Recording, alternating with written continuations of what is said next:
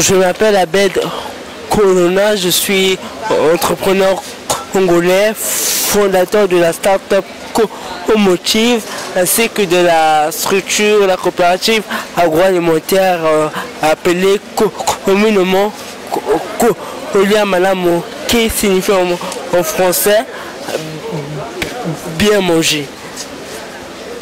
Je suis là à la 9e édition du salon Osiane qui signifie avec pour thème transformer les défis en opportunités. Et je suis très ravi d'être ici parce que je suis même la preuve de celui-là qui a su transformer les défis en opportunités. Ma première structure, je l'ai créée au moment où je ne m'y attendais pas. Tout en pleine année scolaire, je n'allais plus à l'école et j'ai arrêté. Et lorsque je suis resté à la maison, j'ai eu l'initiative de créer en fait cette première entreprise qui est Comotive, dans le but de prouver aux gens que ce n'est pas juste parce que je suis un handicap que je ne peux pas créer une structure, que je ne peux pas impacter, mais je suis allé au-delà de mes difficultés, au-delà de mon langage. Je dis, je vais créer quelque chose qui va regrouper et mes compétences et ma vision pour la jeunesse congolaise. Et donc Comotive, on fait des portraits journalistiques, on fait des communiqués de presse. Également, nous sommes la première entreprise. Au travers de ma vision, nous avons eu à organiser en octobre 2024 la première journée internationale du bégaiement en République du Congo, qui a été toujours une grande réussite avec 150 personnes réunies.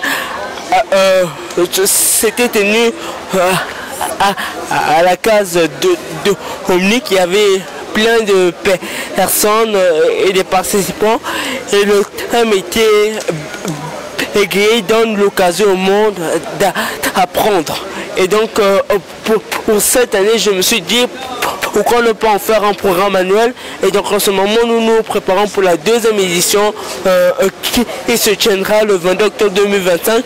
Et pour ce, nous avons lancé un appel aux sponsors et partenaires parce que le bégaiement est un combat, ce n'est pas une faiblesse. Au travail du bégaiement, on peut devenir chef d'entreprise. Au travail du bégaiement, on peut donner une nouvelle vitrine, un nouveau miroir à ces jeunes-là qui se disent que même si je parle bien, je ne peux pas faire ça, mais il faut rentrer en soi pour découvrir quelles sont ses capacités, est-ce qu'on peut faire vraiment le grand. Et c'est vraiment quelque chose de noble que j'encourage les entreprises ainsi que le gouvernement, parce que j'aimerais que cette année, ce soit un événement qui soit reconnu au niveau gouvernemental ainsi qu'au niveau national. Également, en parlant de Kolia Malamu, nous avons 2 produits. Nous avons Kolia Malamu qui est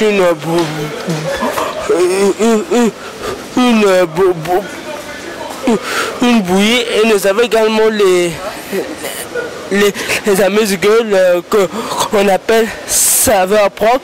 Ce sont les arachides citronnés, les arachides à la vanille que nous produisons, parce que la vision de Kolia Malamu, c'est en fait redonner un éclat aux recettes culinaires de la République du Congo.